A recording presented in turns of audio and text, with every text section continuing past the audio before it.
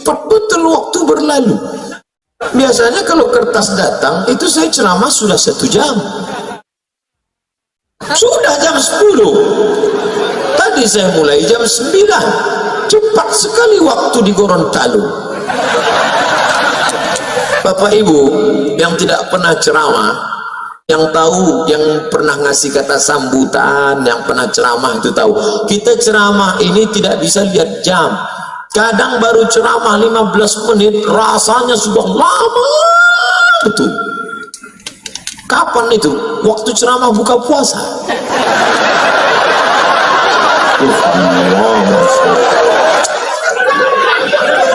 Alhamdulillah, tak lama terdengar suara azan. Allahu Akbar, Allahu Akbar. Allahumma laka sumtu wa bika amantu ala rizq. Mohon maaf Pak Ustaz, kenapa? Itu kan sudah azan. HP Samsung.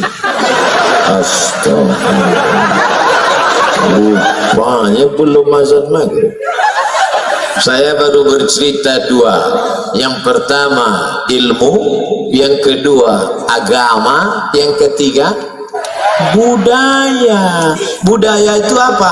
Hasil rasa cipta karsa kreasi manusia. Boleh kan manusia berkreasi? Boleh. Ini kamera, apakah ini cipta karsa kreasi cipta manusia? Ya. Manusia dari mana? Dari Jepang. Makanya bunyinya Panasonic.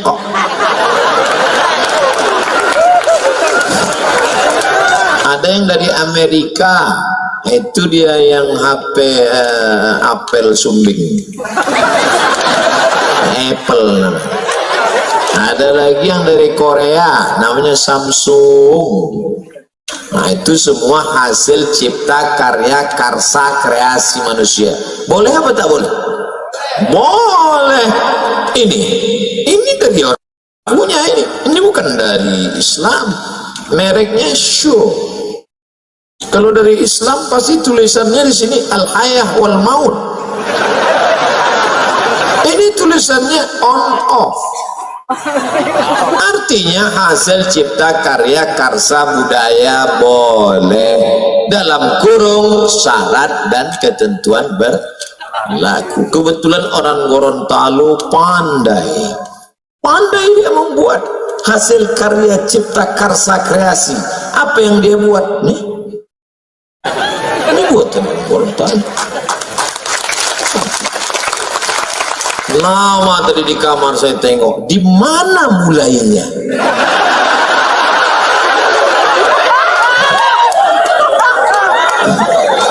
Cuman itu saya tengok gimana dia bisa membuat Abdul Somad.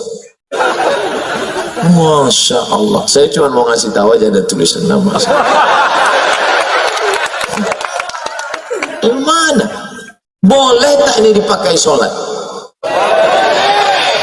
Ada Nabi Muhammad mengatakan, ya ayyuhallazina amanu, hai orang-orang beriman, sholatlah kamu pakai topi dari Gorontalo. Selama tidak bertentangan boleh. Ini batik. Batik tidak ada di Makkah, di Madinah. Batik ini hasil karya cipta karsa manusia, boleh.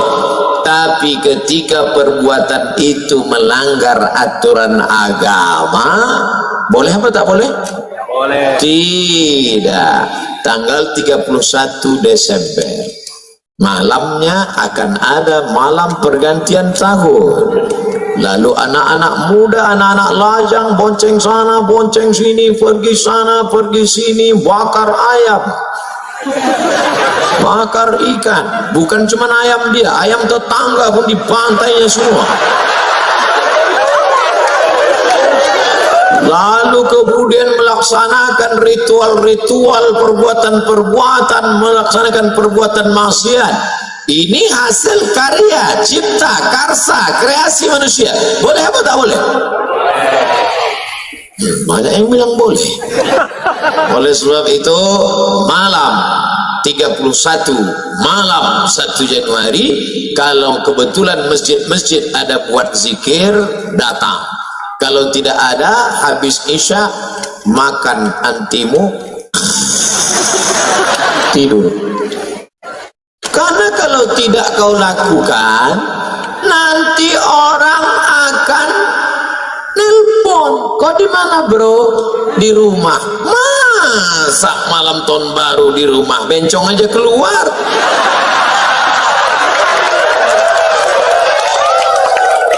Oleh sebab itu maka nanti Ustaz Somad malam tahun baru di mana? Kami start jam 9, jam 10, jam 11, jam 12. Di mana? Di Aceh Langsa, disiarkan langsung melalui TV One. Memang beda.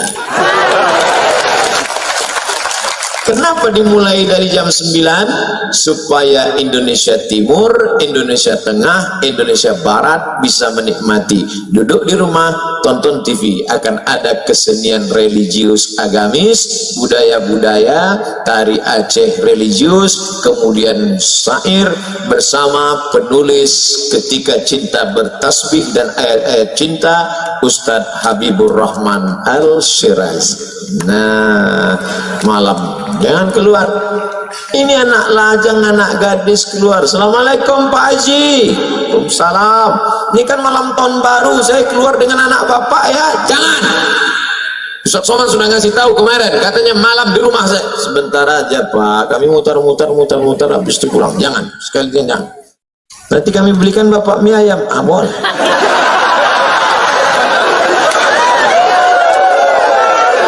Jangan anakku. Anak laki-laki, anak perempuan. Anak laki-laki dibonceng anak perempuan. Bonceng sana, bonceng sini, bonceng sana, bonceng sini. Masuk angin, gembung, muntah-muntah. Yang muntah-muntah perempuan, yang pusing berkunang-kunang perempuan, yang sakit perempuan, yang hamil 9 bulan 10 hari perempuan, yang menyusukan 2 tahun perempuan, yang melahirkan anak meregang nyawa perempuan. Nasib buruk malang tak dapat ditolak, untung tak dapat diraih, mati perempuan. Yang laki-laki enak. Anak perempuan kalian adalah adik-adikku, kalian adalah anak keponakanku. Aku tak ingin kalian kehilangan kehormatan hanya karena bujuk rayu laki-laki. Jaga anak-anak kita Pak, jaga. Ini Ustaz Somad ini pandai ceramah aja nih. Jangan-jangan dia ceramah di Gorontalo, jaga anak perempuan. Jangan-jangan anak perempuan dia di Riau dibonceng orang. Saya kasih tahu, anak saya laki-laki.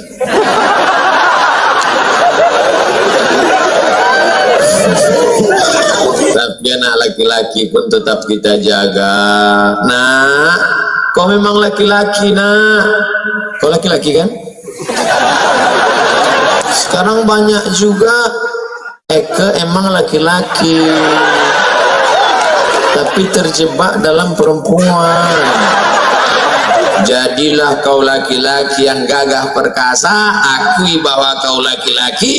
Itu yang perempuan itu adikmu, itu perempuan itu adalah kakakmu. Bagaimana kalau perempuan kakakmu, adikmu, makcikmu, saudaramu dianiaya orang, disakiti orang? Tengok, jaga baik-baik. Itu di botol-botol kita tertulis. Apa tulisannya? Do not accept if cell is broken. Jangan terima kalau segelnya rusak. Jaga kehormatan perempuan kita. Siap menjaga anak-anak perempuan? Siap, harus siap menjaganya. Kalau tidak, an-nisa imadul bilad, perempuan tiang negara. Kalau mau melihat Indonesia baik ke depan, jaga anak-anak perempuan kita. Betul?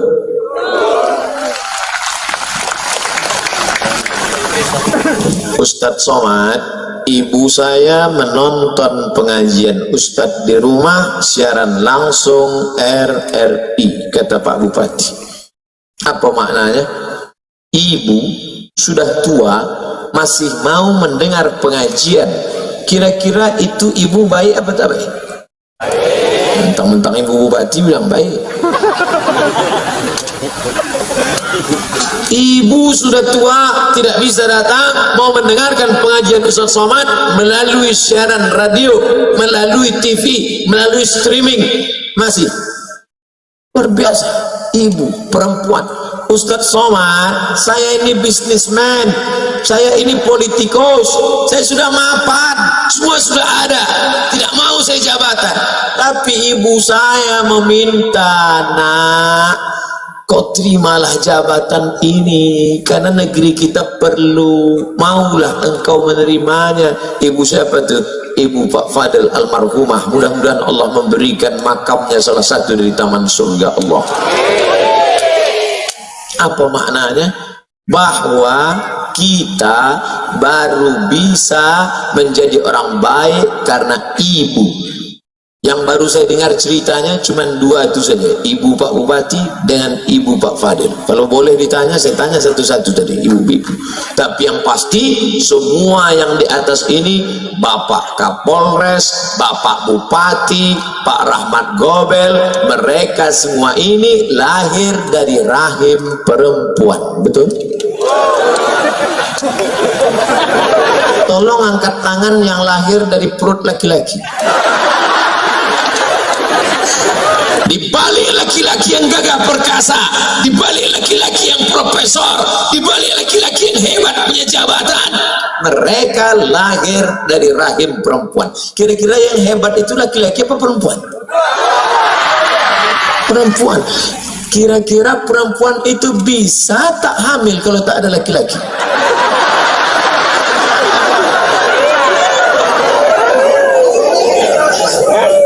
Makanya dalam Quran dikatakan al-mu'minun laki-laki, wal mu'minat perempuan, ba'duhum awliya'u ba'd, mereka bekerja sama dalam kebaikan. Amin. Kalian yang lajang-lajang, yang gadis-gadis, jaga kehormatan kalian, akan dipertemukan Allah sebagaimana Allah mempertemukan saya dengan Pak Kapolres. Pak Kapolres berdoa di depan Ka'bah supaya kami bertemu, supaya kami dipertemukan. Sudah bolak-balik saya mencari Ustadz, akhirnya Pak, apa kata saya? Pak Kapolres, aku tak pernah mencarimu, kau pun tak pernah mencari aku, Allah mempertemukan kita malam ini. Begitu juga kalian nanti, jangan sampai kalian tak bisa bercerita ke anak kalian. Nanti anaknya nanya, papa, iya, dulu ketemu dengan mama di mana? Bisa kau tanya, kami ditangkap Sansip.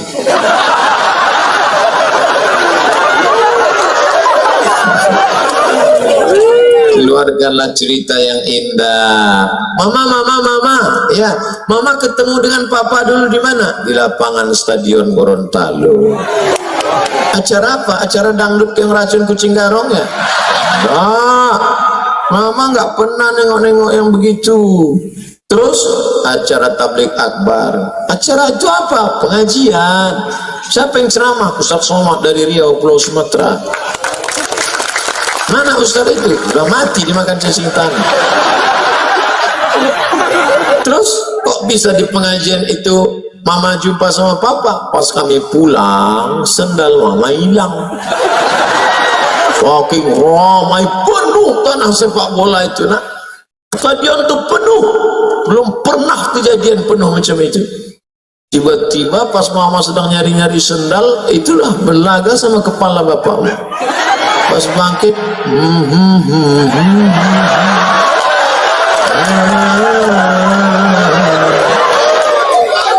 waktu itu mama belum hijrah, maka lagu mama masih lagu India. Tapi ayahmu disambutnya dengan lagu selawat apa?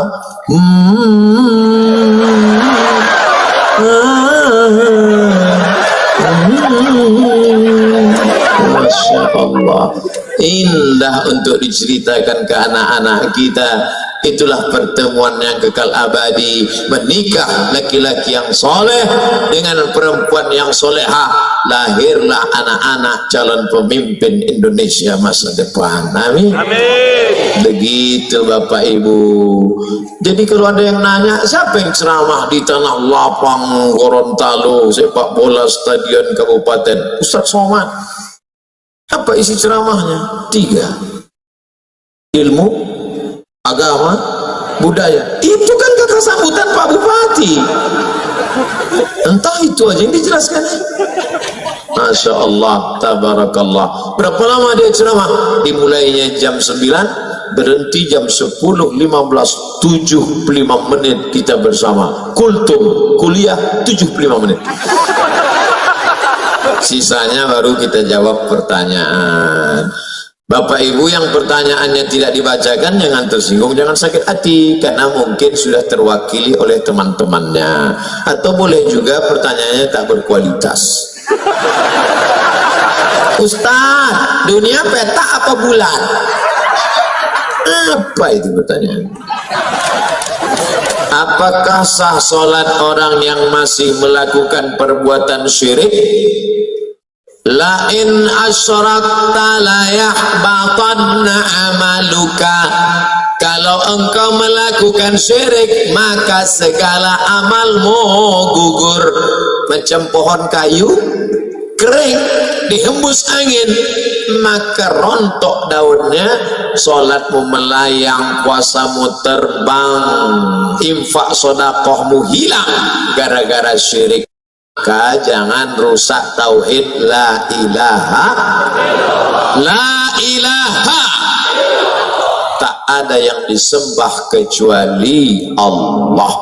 Jangan persekutukan Allah. Nah, ini mentang-mentang orang hebat, terkenal, pejabat, berkuasa, orang kaya, gayanya pede luar biasa. Kenapa dia pede? Rupanya bukan bersandar kepada Allah, tapi karena ada rantai babi. Gayanya pede luar biasa, berani di hadapan orang, petantang petenteng. Rupanya di dompetnya ada keris kecil yang diambil dari jin, hantu, segala setan. Tolong benda-benda gaib datangkan. Datang jinnya. What can I do for you? Kebetulan jinnya jin Inggris. Jangan minta kepada jin. Akhirnya dipakailah cincin yang di dalam batu cincin itu ada jin. Begitu diusap keluar dia. Itu Ustaz Somad pakai cincin, saya pakai cincin, tidak ada magic-magicnya. Ini hanya sekedar suka hiasan saja. Mereknya pun Casio, kasih orang. Ustaz Somad, ya, itu Ustaz pakai cincin ada magic-magicnya. Oh ada. Apa magicnya? Ini kalau dipakai duduk di rumah makan nggak bayar. Oh hebat Pak Ustaz, duduk aja jangan makan.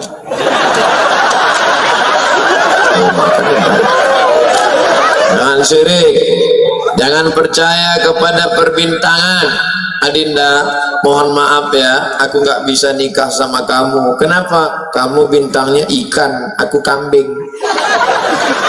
Apa maksudnya? Kamu kan Pisces, sedangkan aku Taurus. Nanti kambing sama ikan masuk angin. Masih percaya sama yang begitulah. Ilah. Ingat, kalau sudah cocok sesuai pinang dia, tawakal Allah. Bismillahi tawakkaltu ala Allah, la haula wala quwata illa billahil aliyil azim. Jangan syirik, maka rusak amal ibadahmu. Katanya Pak Ustaz, kalau kita beramal nanti amal kita akan kita lihat di hadapan Allah. Betul? Faman ya'mal misqala dzarratin khairan yarah. Salat sunatmu akan kau lihat, puasa sunatmu akan kau lihat. Itu berarti orang yang syirik juga akan melihat amalnya. Iya. Terus amalnya dia lihat tapi tidak bisa menolong. Mau? Wa qadimna ila ma amilu min amalin. Amalnya kami datangkan. ini sekolah yang kau bangun, ini panti asuhan yang kau bangun, ini orang miskin yang kau tolong. Faja'alna, kami jadikan dia haba'am mansura, seperti debu yang dihembus angin. Ambil debu, letakkan di tangan, hembus. Begitulah amal orang yang syirik. Maka jangan syirik. Kadang kita ini nggak mau syirik, cuman tergoda karena sakit hati. Hai Adinda, nikah sama abang ya. Apa, kucing kurap? Kau mau nikah sama aku? Akhirnya marah itulah yang membuat orang jadi syirik, minta kepada setan, minta kepada dukun. Diambil ludah anak gadis tadi, dibawa ke dukun. Cinta ditolak, dukun, hai Pak Dukun, kan ada lagunya, hai Bapak Dukun, tolong ini Pak, anak gadis ini sudah mau hina aku nggak marah tapi sakit ya. Jadi gimana? Kamu mau nikah sama dia? Tidak, najis nikah sama dia. Terus tolong buat dia tidak nikah sampai mati. Oh, akhirnya Pak Dukun mengambil paku, dipakukannya ke pohon duku. Selama duku ini tidak mati, maka dia tidak nikah-nikah. Waduh, kan kasihan itu. Datang Ustadz Somad mencabut paku itu. Akhirnya perempuan itu pernikah. Enggak ada, ngarang aja. Jangan kalian syirik. Kalian laki-laki kalau disepelekan perempuan, husnuzan sama Allah. Boleh jadi Allah ingin memberikan kalian perempuan yang lebih istiqomah daripada itu. Enggak, jangan belas-belasan. Bro, iya, itu istrimu. Iya, tapi perasaan dulu pacar itu cantik. Ini yang lebih istiqomah. Gitu caranya. Gitu ngehibur orang yang tak dapatnya cantik.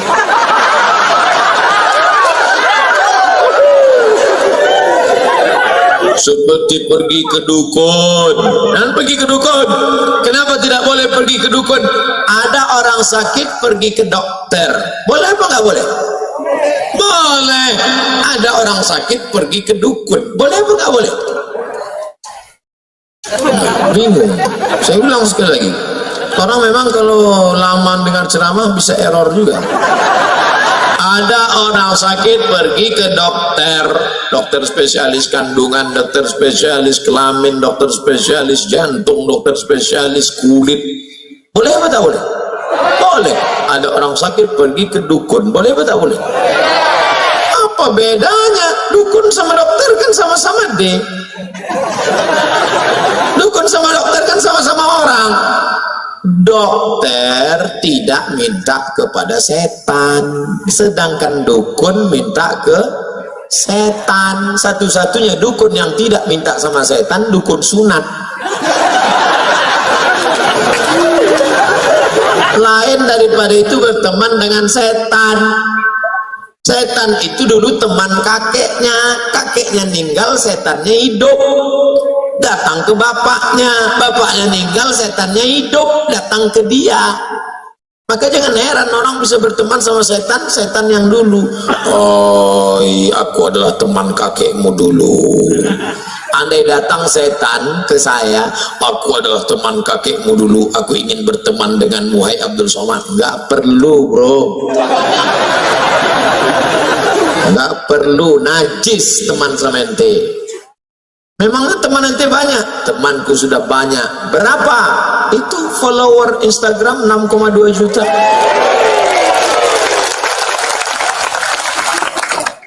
Saya cuma mau ngasih tahu aja. Oleh sebab itu maka jangan berteman dengan setan. Orang yang berteman dengan setan ada dalam Al-Quran Pak Ustadz, juz 29. Nama suratnya surat Al-Jin. Ya'udzuuna birijalim minal jin. Ada orang yang berteman dengan setan, fazaduhum rahaqa, mereka semakin jauh dari Allah. yang malam ini masih ada hubungan dengan setan, putuskan MOU, Memorandum of Understanding between me and you.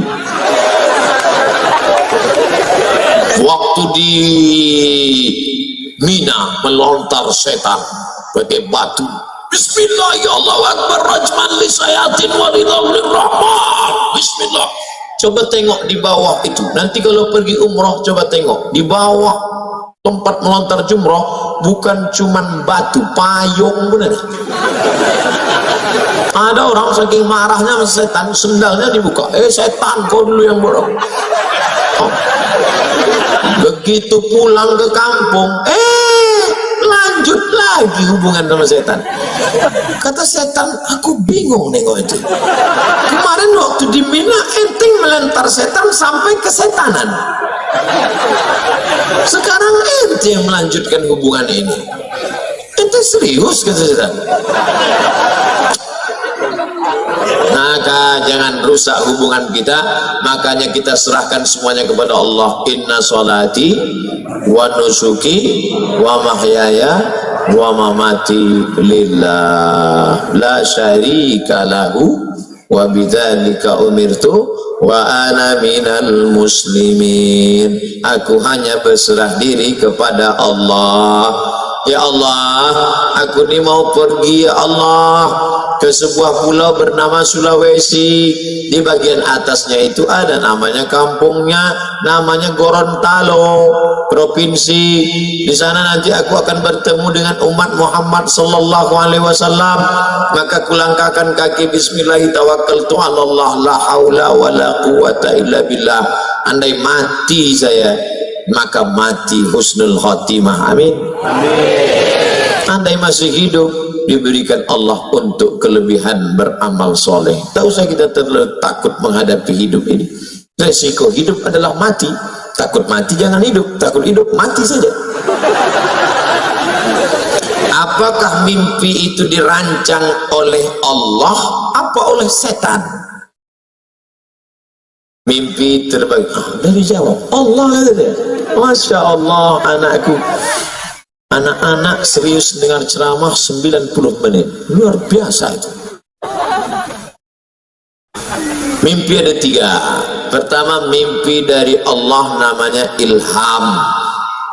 Mimpi dari setan namanya waswasah. Yang ketiga, proses berpikir di waktu siang yang tak selesai terbawa di waktu malam. Maka jangan pernah memikirkan mantan. Takutnya nanti malam tersebut dia yang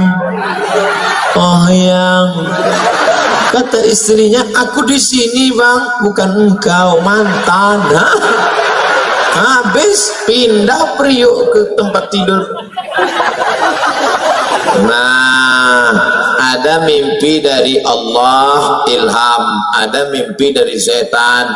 Pak Ustadz, saya ketakutan, tapi takutnya bukan kepada Allah, takut begini, takut begitu, itu dari setan.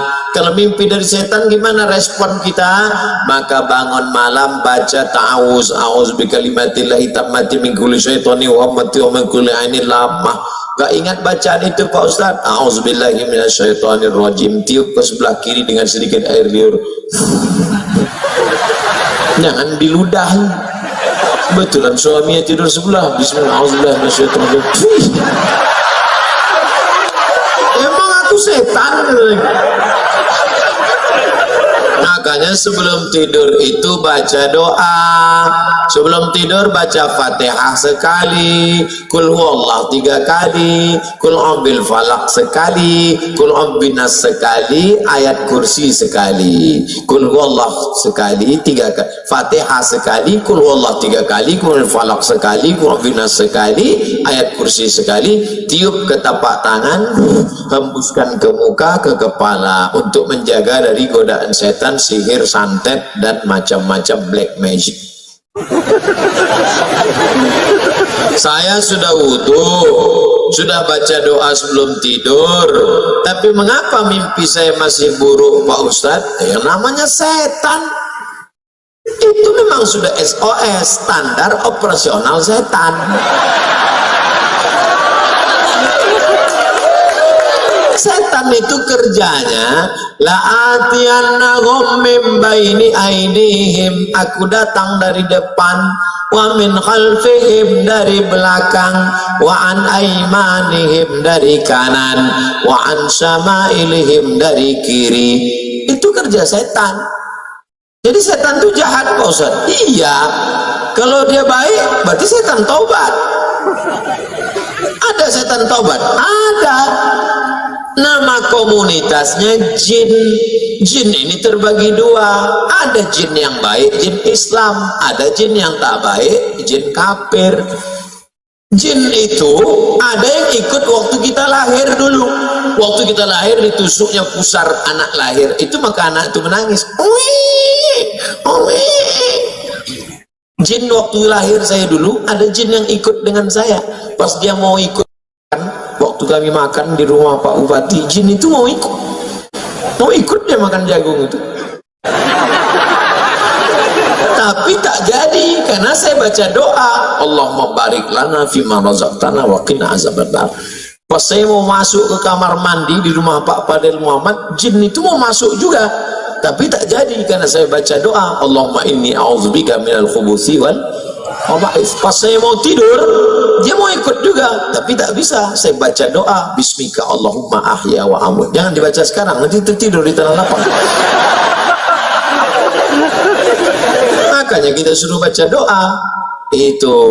Tapi ada jin yang kerjanya tak jelas. Itulah jin yang di pokok-pokok kayu, di sumur-sumur tua. Ini namanya jin non-job. Tak jelas gitu. Kadang di warung-warung kopi, duduk, main gaple. Tak jelas itu. Kita minta dijauhkan dari jin. Qul a'udzu birabbin nas, malikin nas, ilahin nas, min syarril waswasil khannas alladzi yuwaswisu fi sudurin nas minal jinnati wan nas. Makanya baca itu.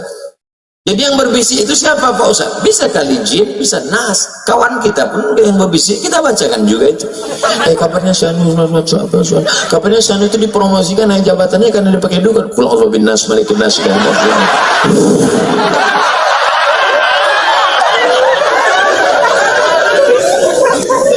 Ustaz, apa hukumnya wanita yang mencintai suami orang?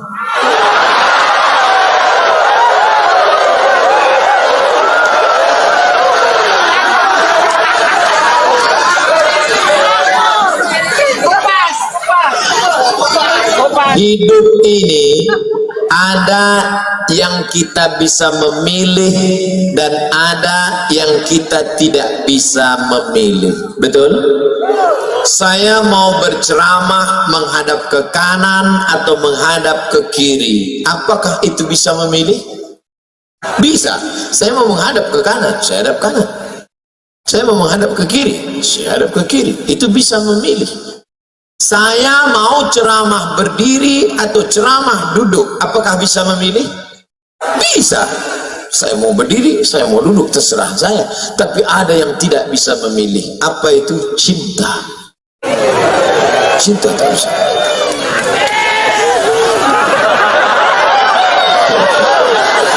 Maka ketika engkau cinta kepada orang, tak bisa dipaksa. Bisa tak? Kau harus cinta. Makanya Kais tak bisa meninggalkan Laila. Karena hatinya sudah tertawan. Sampai akhirnya Kais itu gila. Dan Kais adalah orang yang sembuh di tepi Ka'bah. Ayahnya berdoa di tepi Ka'bah. Dan ketika Kais sudah sehat, maka ditanya oleh orang, Kais, ya, ad-dunya turidu, Laila turidu amid dunia wa ma fi tawayaha. Kais, kau suka dunia beserta isinya atau Laila? Nama perempuan itu Laila. Kau lebih suka dunia beserta isinya atau Laila? Apa jawab Kais? Laghubaru ni'aliha ahabbu ilayya wa asfali balwaha. Debu yang menempel di sendal Laila lebih kucinta daripada dunia beserta isi. Ternyata ternyata kalau sudah cinta merasuk, jangankan Laila, jangankan sendalnya, debu menempel di sendalnya, lebih ku cinta beserta lebih daripada isi. Oh, jangan sampai kita diuji dengan cinta, apalagi mencintai bini orang. Lalu apa yang bisa saya lakukan Pak Ustaz? Saya sudah terjebak ini. Apa yang bisa kita lakukan? Maka buanglah semua yang terkait dengan dia. Buang nomor HP-nya, delete dari FB, unfriend. Jangan lewat di depan rumahnya, buang semuanya. Setelah itu berdoalah kepada Allah supaya Allah membuat lupa. Ya Allah, lumpuhkanlah otakku agar aku tidak lagi mengingat dia. Mudah-mudahan Allah membuat kita lupa semua dari mantan-mantan, insya Allah. Banyak yang ngaku.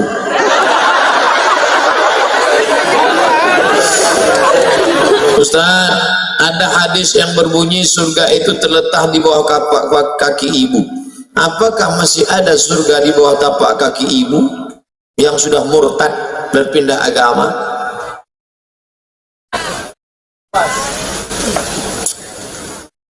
La yahillu damu mri'in muslim illa bi ihdath thalath. Tidak halal darah seorang muslim kecuali dia melakukan 3. Yang pertama, an-nafsu bin nafsi, pembunuh. Dalam Islam siapa yang membunuh maka dia dihukum pancung, mati. Inilah ibu-ibu, orang dihukum pancung ibu ketawa. Sadis kau, Bu.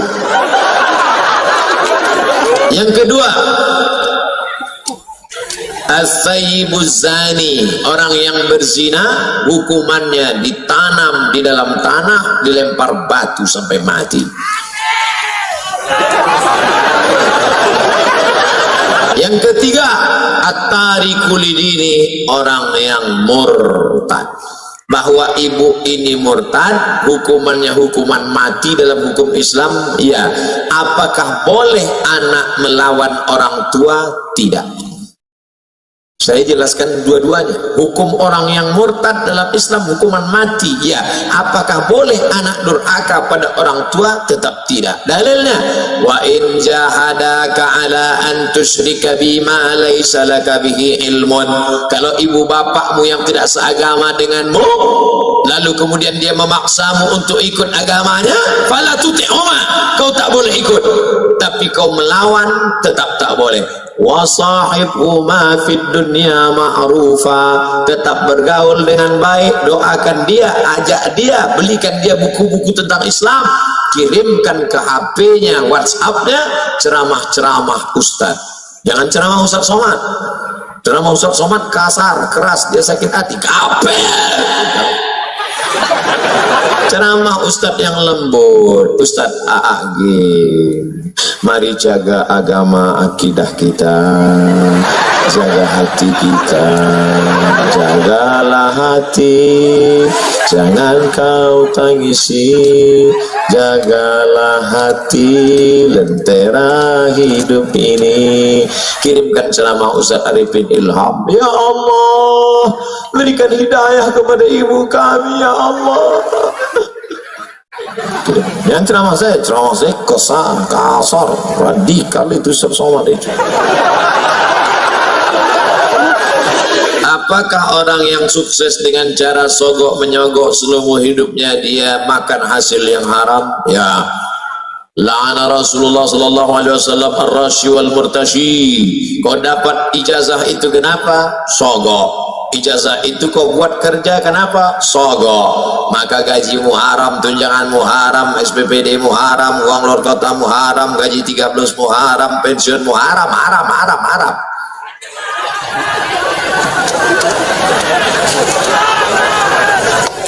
Hajimu haram.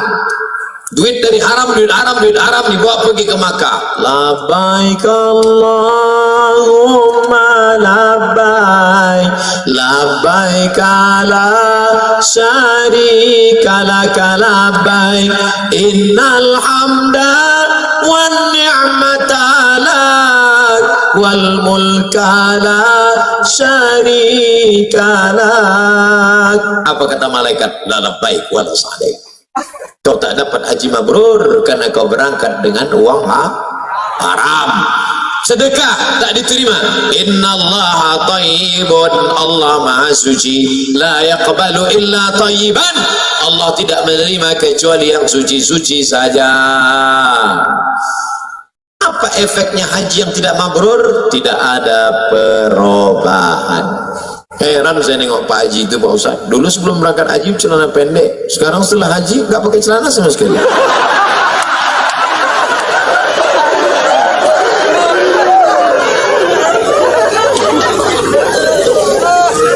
Mudah-mudahan kita selamat dari yang haram. Amin.